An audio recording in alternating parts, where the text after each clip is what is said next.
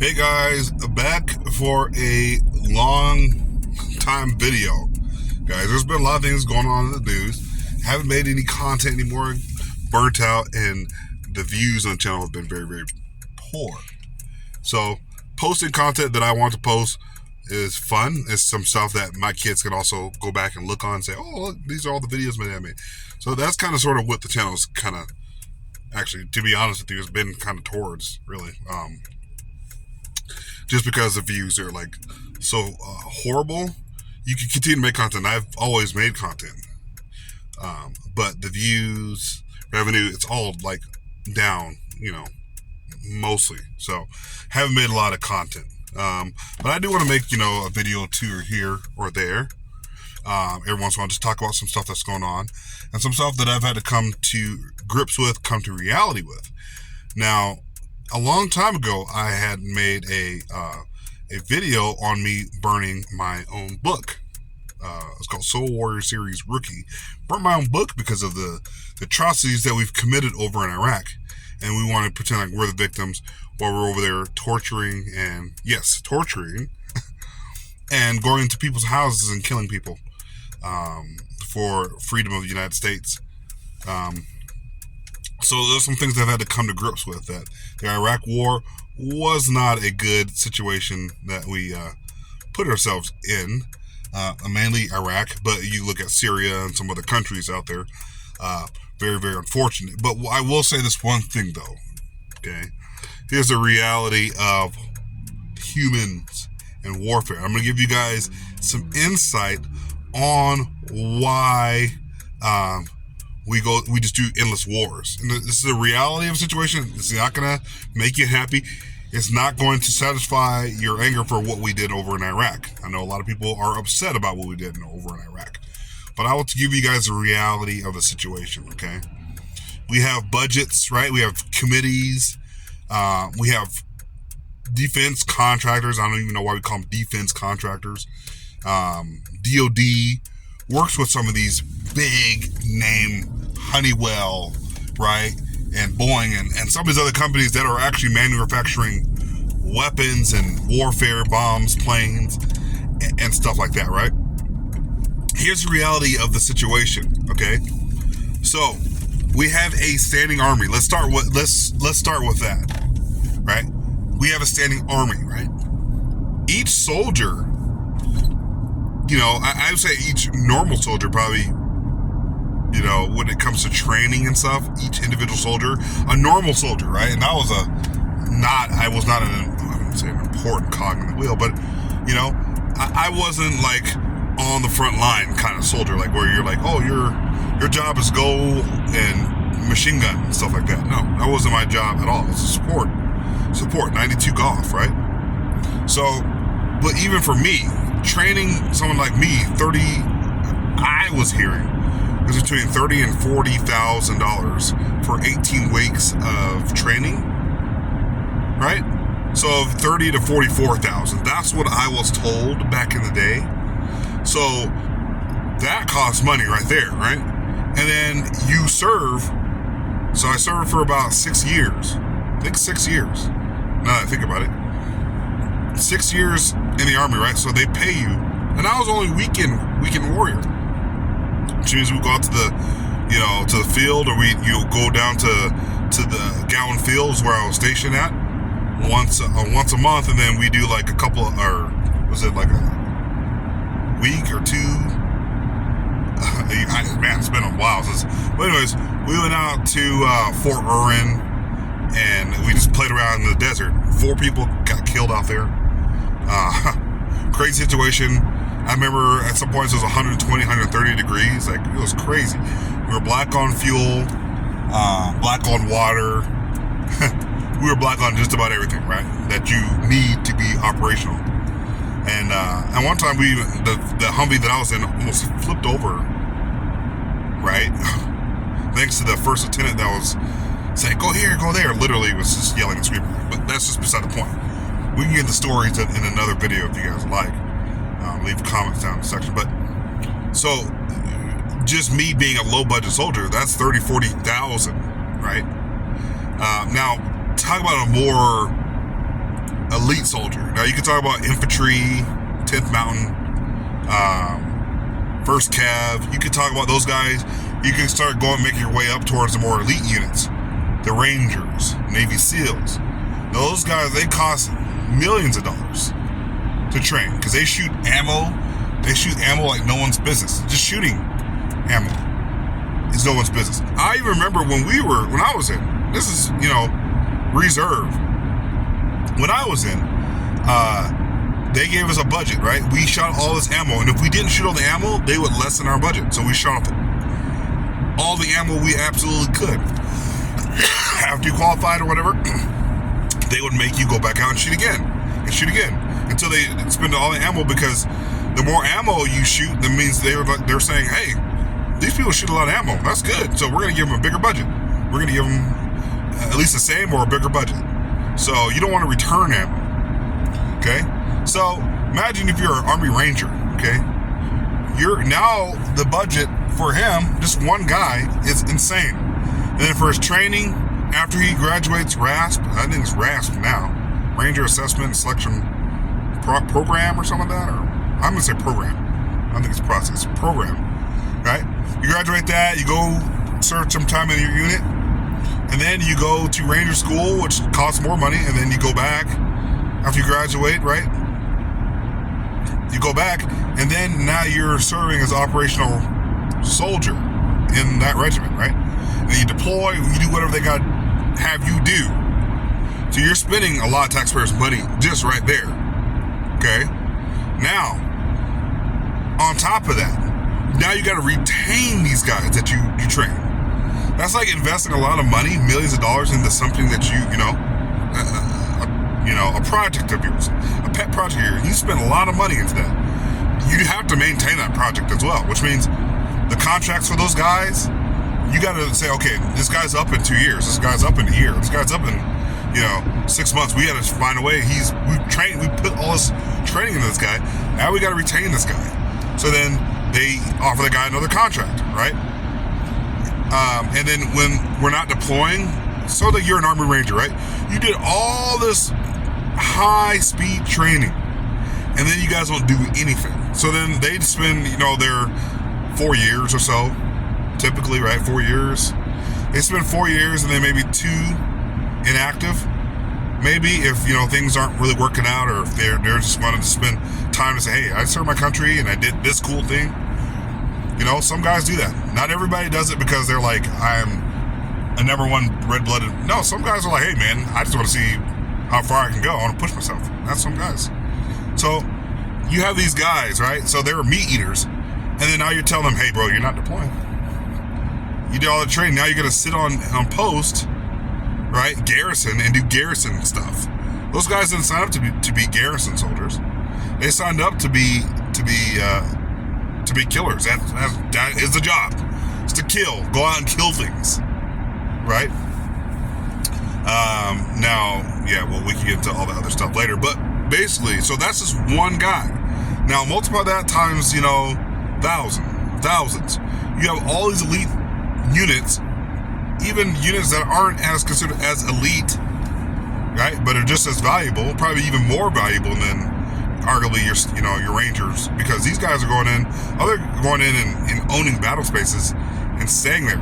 They're not doing hit and runs. So these people own battle spaces, and they're getting shot at like every single day, every moment of the day. They don't get to go to some like secret part of your base, in the green zone somewhere. You're stuck in the middle of Fallujah or Baghdad. And so basically, all I'm here to say is that's just on a micro level of what it takes and how much money it costs. So the DOD, the Department of Defense, Secretary of Defense is like, hey, like we have people who are expiring, their contracts are expiring. We need to have a standing army, standing Marine Corps, standing Navy. So we got to deploy these guys. Training is good to a certain degree, but these guys are just wanting to deploy. Training is nothing like a deployment or nothing like a real mission. You never know until you're actually there, right? So these guys are, antsy. So you got to feed them. You got to feed this bulldog. So if you just say, hey, you know, you're never going to go out hunt, like you have hound dogs, what these guys are, they sniff out the evil bad guys, and they go out and capture them, kill them, whatever they got to do, right, to bring these guys to justice, quote unquote. That's another video for another time on who we consider evil. But so on a micro level, you know, you got to maintain the fighting force, because you're looking at Russia, you're looking at China, you're looking at everybody else starting to kind of gear up their war, their people. Russia's fighting right now. They're getting seasoned. No matter what you guys really want to say about Russia, they're seasoning themselves. That's what they're doing. They're doing exactly the same thing we're doing. Not exactly, but they're failing at a macro level and at a micro level. But they're getting their feet wet in the fire of fighting. They haven't fought really since Syria and Afghanistan, right? So they're seasoning themselves up. Israel's getting itself in the fire right now. Israel, the thing that's keeping Netanyahu in power is his people overseas. So Joe Biden saying, hey, let's just come to a peaceful resolution. It's not going to happen, guys. The reason why is because Netanyahu knows that his neck is on the chopping block. He will not be able to maintain power or his position if he gets out. So he's going to continue to hold out as long as he possibly can. Right? That's what he's doing. It's to save his own neck. And probably the people that are with him in his cabinet are like, hey, bro, you want to survive. You want to live long enough to where we can get you out. You're going to need you in for several more months. Okay? Because right now, you know, your things aren't looking good for you. Sorry about that cough. So that's what's happening on their end. So all these units, military, these nations are getting themselves wet in their fire. They're getting budgets, they're getting contracts. And that's what's happening with our people over here in the DOD. Right? They explain to the Department of Defense or whoever they need to, the agencies or whoever they need to say, hey, you know, we need to generate money. How are we going to generate money for us and for you guys, you politicians, you fat politicians? Well, let's expand the budget and let's build bombs. By the way, let's leave our equipment over in Afghanistan. Leave it over there, and then you know what? We'll have all new equipment for you guys. And Americans are so upset about, oh man, how could they? It's on purpose, guys. You guys don't understand this.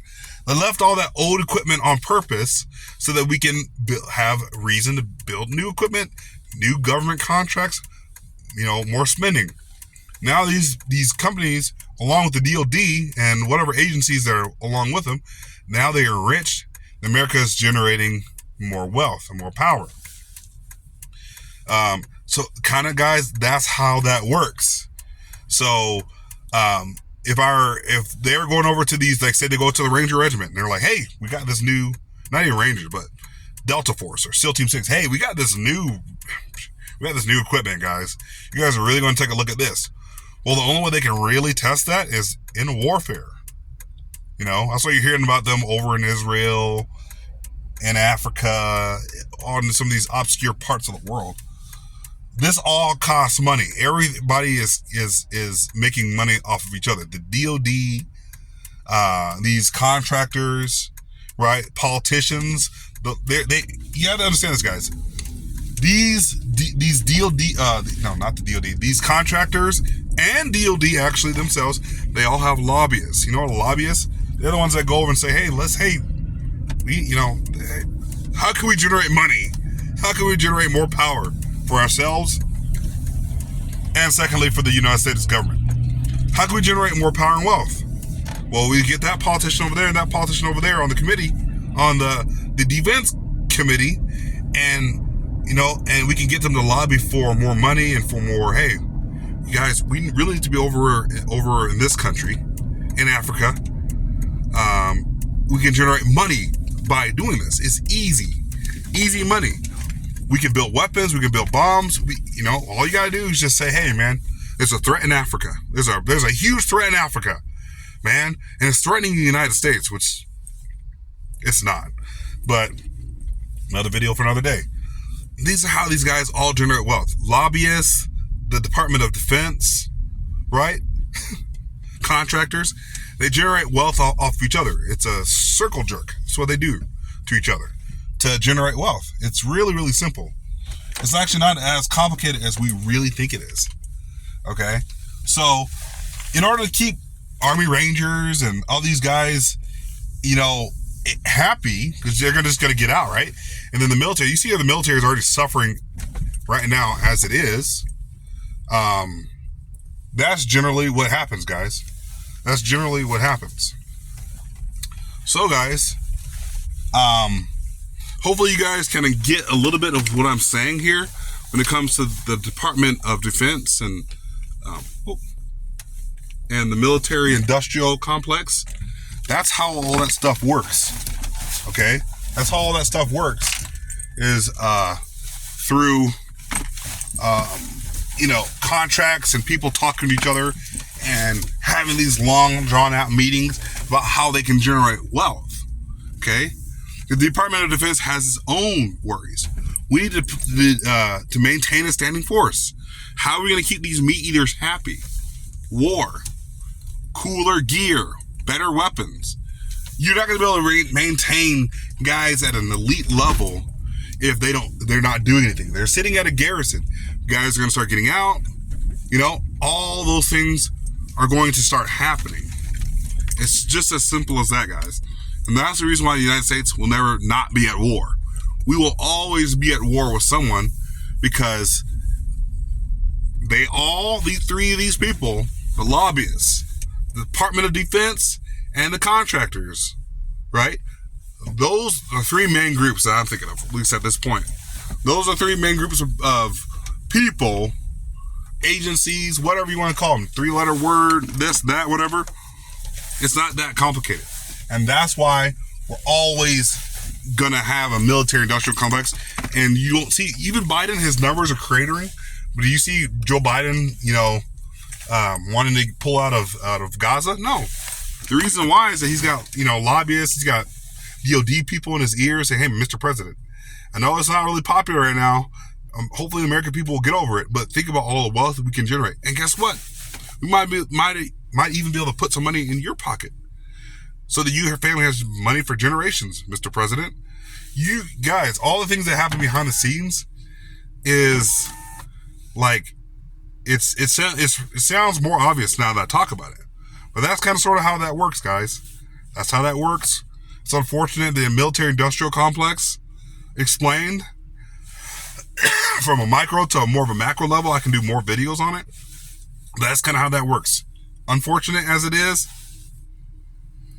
but that's why we're always going to be at war. I could do another part and talk about more stuff, but we'll make that another video. All right, talk to you guys. Peace.